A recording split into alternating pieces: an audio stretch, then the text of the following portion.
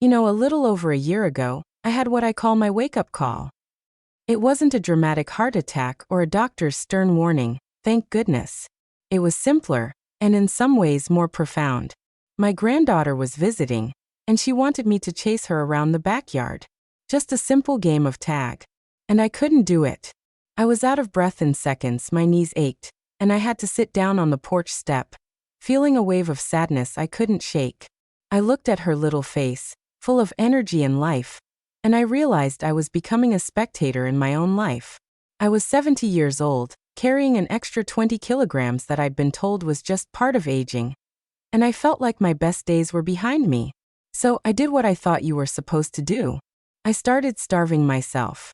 I'd have a dry piece of toast for breakfast, a sad little salad for lunch, and maybe a piece of boiled chicken for dinner. I was miserable, hungry all the time, and guess what? I lost maybe a kilo or two in a month, and then nothing. The scale wouldn't budge. I felt weaker, colder, and more frustrated than ever. I tried every fad diet from the 80s and 90s, the grapefruit diet, the cabbage soup diet. I even bought those expensive meal replacement shakes that taste like chalk mixed with regret.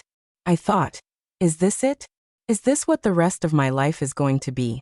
A constant battle between being hungry and being disappointed. Well, I'm here today to tell you that it's not. I refused to believe that. I felt like my body and I were in a constant battle, and we were both losing.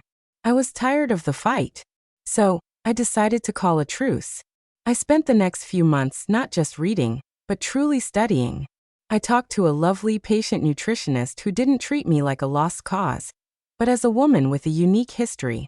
I learned to listen to my body's signals for the first time in my life. Not the signals of panic and deprivation, but the gentle whispers of what it actually needed. I discovered that almost everything I thought I knew about weight loss was wrong, especially for a woman my age. The eat less, move more mantra was not just oversimplified. For us, it's often completely counterproductive. And I developed a way of living that felt easy, gentle, not like a struggle. It was a rhythm, not a regimen. And in 12 weeks, following this new path, I lost 20 kilograms. Not just weight, but fat. I lost the ache in my knees. I gained the energy to not just play with my granddaughter, but to carry her on my back, to get down on the floor and build Lego castles. I got my life back, and in many ways, I found a version of myself I didn't know existed at this age. Stronger, more confident, and more at peace. And today, I'm going to share every single step of that with you. This isn't a lecture. Think of this as a long, heartfelt conversation with a friend who's been where you are, who knows the despair and the frustration, and who found a map to a better place. So make yourself a nice cup of tea, get comfortable, and let's talk about how you can do this too. This will be a long conversation, but I promise, every part of it is important. The biggest mistake I made, and the one I see so many women my age making, is thinking that less is more.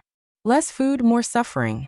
We think if we just punish ourselves enough, the weight will come off. But our bodies are not enemies to be punished. They are intelligent, ancient systems that are just trying to keep us alive. When you're in your 20s or 30s, you can get away with a crash diet. Your metabolism is resilient. But after 70, our bodies are wiser and more cautious. They've been through a lot. When you eat too little, and I'm talking about those 1,200 calorie diets, your body doesn't see a determined woman. It sees a crisis. It thinks, oh dear, a famine has hit. And to protect you, it does two very unhelpful things.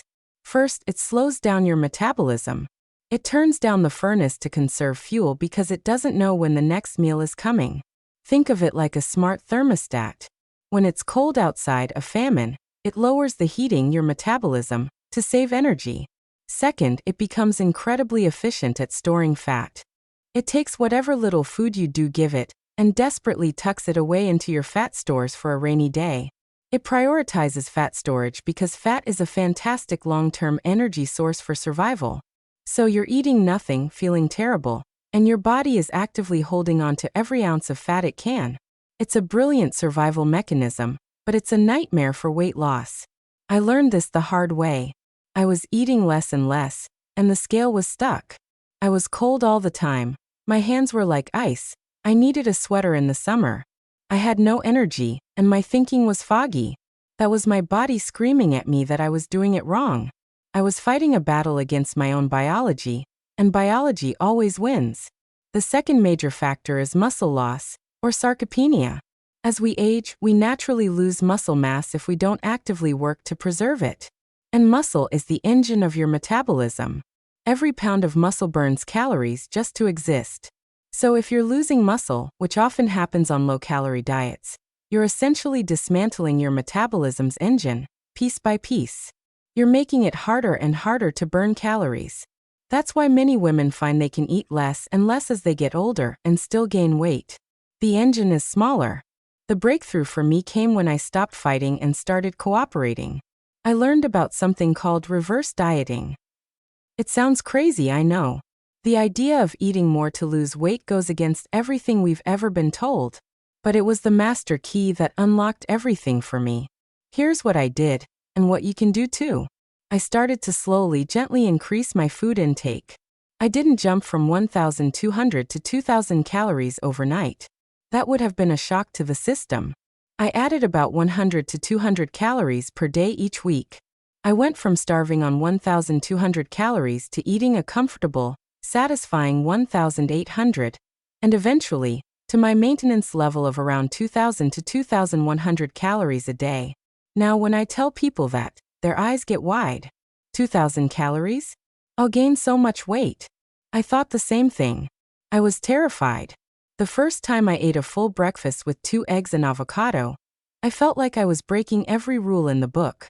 And yes, for the first week or two, the scale might go up a tiny bit, maybe a kilo or 2.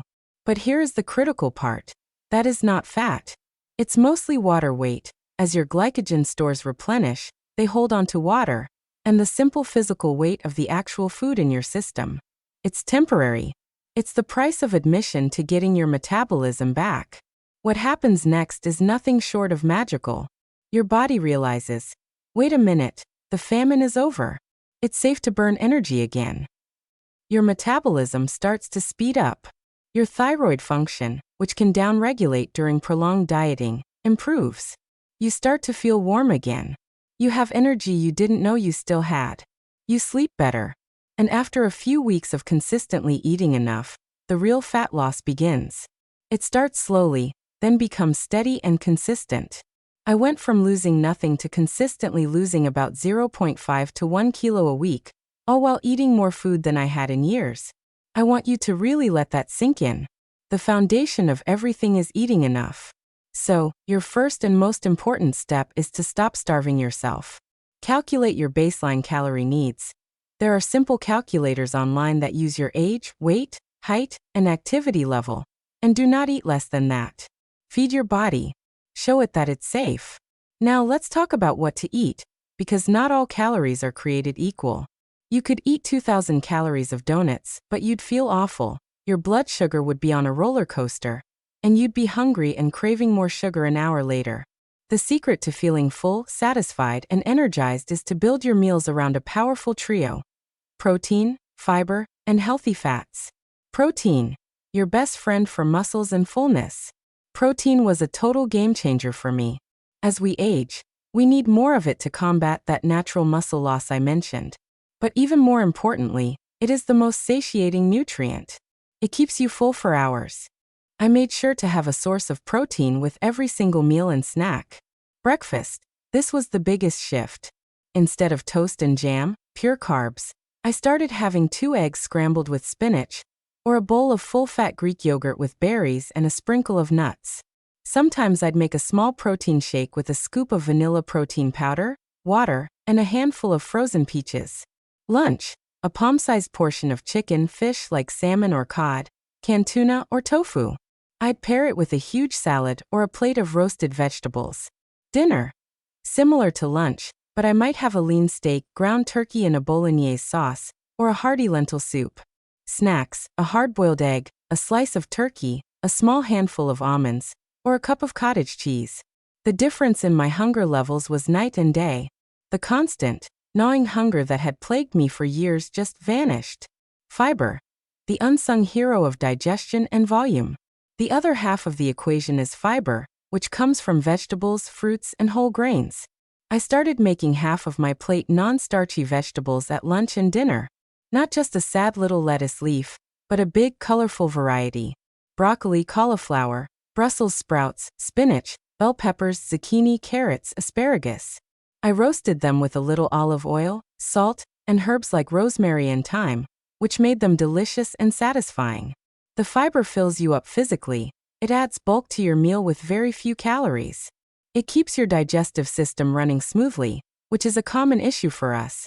And it provides all the vitamins, minerals, and antioxidants your body needs to repair itself and fight inflammation. Healthy fats, for hormones and flavor. For years, I was afraid of fat. We all were, back in the low-fat craze.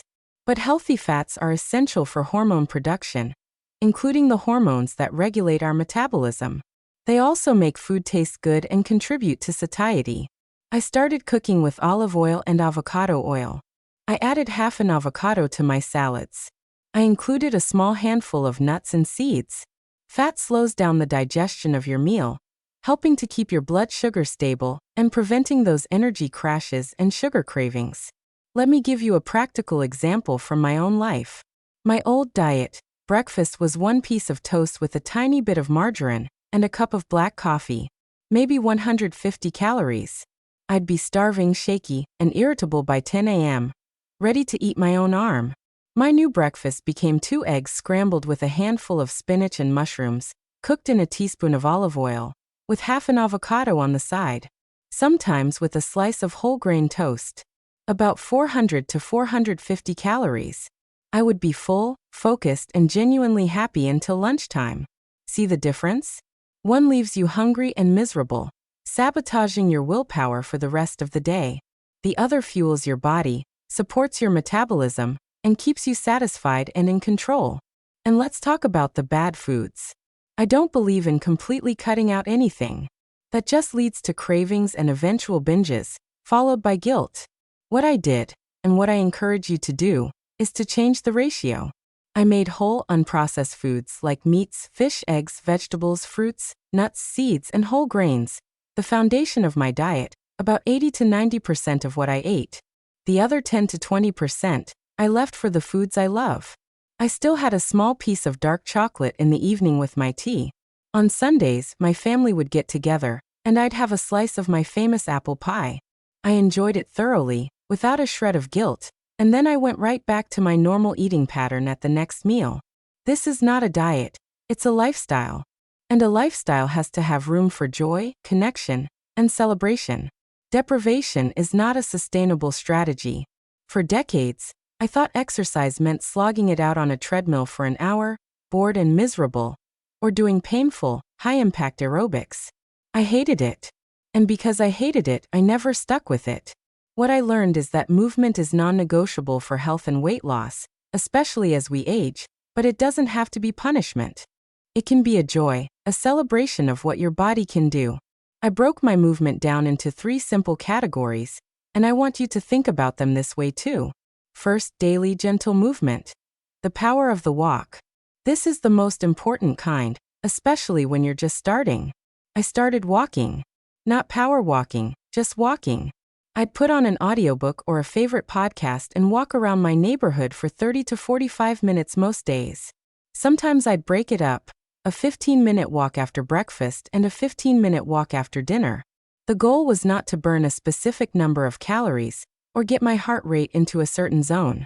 The goal was to get my body moving, to improve my circulation, to lubricate my joints, to get fresh air, and to clear my mind. This kind of low-intensity, steady-state movement is fantastic for fat burning, because your body can use fat as its primary fuel source at lower intensities. It doesn't stress your body out or make you ravenously hungry like intense cardio can. It became my daily meditation, my non-negotiable me time. Second, the fountain of youth, strength training. I can hear you now. Lifting weights? At my age? I'll hurt myself. My dear, it is the single most important thing you can do for your health and your metabolism. Remember how I said we lose muscle as we age? Strength training stops that loss. In fact, it can reverse it. And muscle is metabolically active tissue. The more muscle you have, the more calories your body burns at rest. Even when you're sleeping or sitting in your armchair knitting, you are essentially turning your body into a more efficient, calorie-burning machine 24 hours a day. You don't need a gym or heavy weights. I started at home with 2 simple 5-pound dumbbells and a chair for support. I learned a few basic, safe exercises. Chair squats. Standing in front of a chair, I'd slowly lower myself down until my bottom touched the chair, then stand back up without using my hands. This built strength in my legs and glutes, which is crucial for balance and getting out of chairs easily. Glute bridges. Lying on my back on a yoga mat with my knees bent, I'd lift my hips up towards the ceiling, squeezing my glutes. This strengthened my posterior chain and helped immensely with my lower back pain. Seated overhead press. Sitting upright in a chair, I'd press the dumbbells from my shoulders up overhead. This strengthened my shoulders and improved my posture. Bent over rows. Leaning forward slightly with a flat back, holding the dumbbells, I'd pull them up towards my chest, squeezing my shoulder blades together. This built a strong back to prevent hunching. I did this circuit just 2 times a week. It took me 20 to 30 minutes. I focused on good, controlled form, not on speed or lifting heavy. Within a few weeks, I felt a difference that was more powerful than any number on the scale. I could get up out of my deep armchair without pushing off with my hands. I could carry my grocery bags from the car to the kitchen in one trip without my arms getting sore. My posture improved, so I looked taller and more confident. And I know my metabolism was firing on all cylinders. Please do not be afraid of strength training. It is your most powerful ally against aging and a slow metabolism. Start light, focus on form, and celebrate every small gain in strength. Third, flexibility and balance. The graceful practice. This became my favorite part of the day, my moving meditation. I'd spend 10 minutes every morning doing gentle stretches while my coffee was brewing. I also got into the habit of doing what I call kitchen sink stretches. While waiting for the kettle to boil, I'd hold onto the sink and gently stretch my calves, or do a slow, supported squat. It's about weaving movement into the fabric of your day, not making it a separate, daunting event. This practice has drastically reduced my risk of falls and made my body feel more fluid and less stiff. Finally, we have to talk about 2 pillars that are just as important as food and movement. Sleep and stress. For years, I was a terrible sleeper. I'd wake up multiple times during the night to use the bathroom and have trouble getting back to sleep. My mind would race with worries. I learned that poor sleep is a disaster for weight loss. It messes with the hormones that control your hunger and fullness. When you're sleep deprived, your body produces more ghrelin, the I'm hungry hormone, and less leptin, the I'm full hormone. So you're fighting a biological urge to eat more, especially sugary, high-carb foods for quick energy.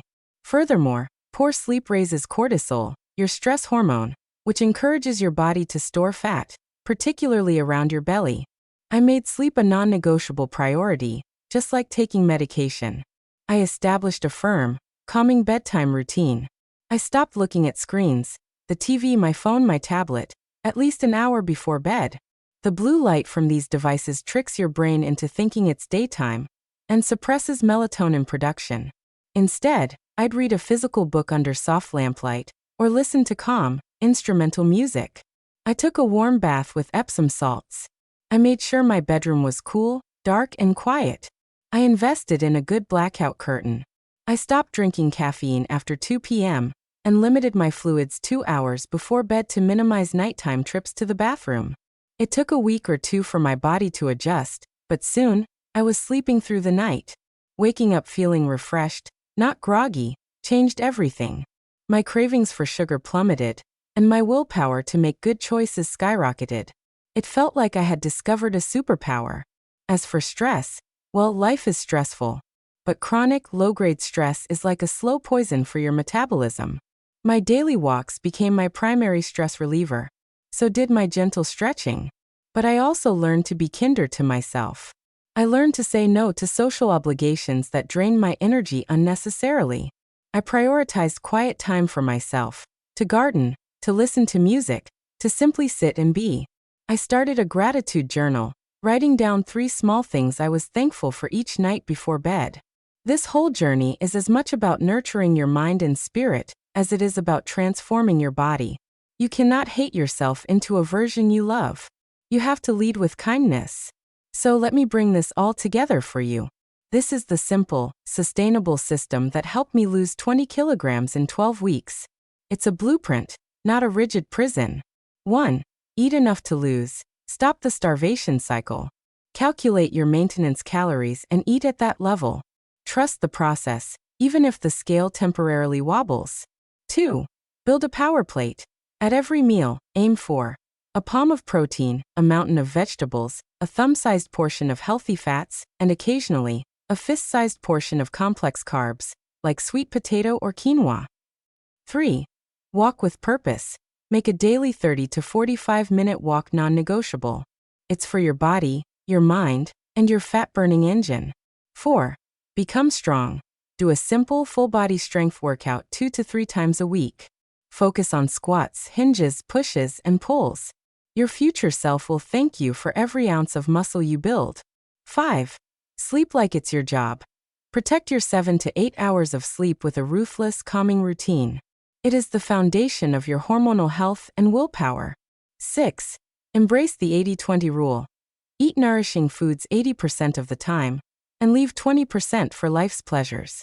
No guilt, just balance. 7. Lead with kindness.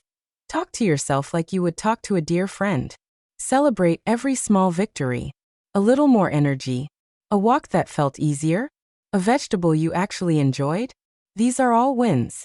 A year ago, I couldn't play tag with my granddaughter. Last week, we spent an entire afternoon at the park, and I was the one who had to suggest we head home because I was getting tired. She just laughed and said, "Okay, Grandma, let's go get ice cream." And we did. I had a small cone, enjoyed every single bite, and didn't think twice about it. That is freedom. You can have this too. You can have your energy back. You can have your mobility back. You can have your life back. It's not about turning back the clock. It's about making the time you have now vibrant, active, and full of joy. You don't need to do everything perfectly tomorrow. You just have to start. Start today. Start by taking a 10-minute walk after dinner. Start by adding 1 extra vegetable to your lunch. Start by going to bed 15 minutes earlier. You've spent a lifetime taking care of everyone else, your children, your spouse, your parents, your friends. Now it's your turn. This is your time. Your chapter of health and vitality is waiting to be written. You have the pen. You can do this. I believe in you.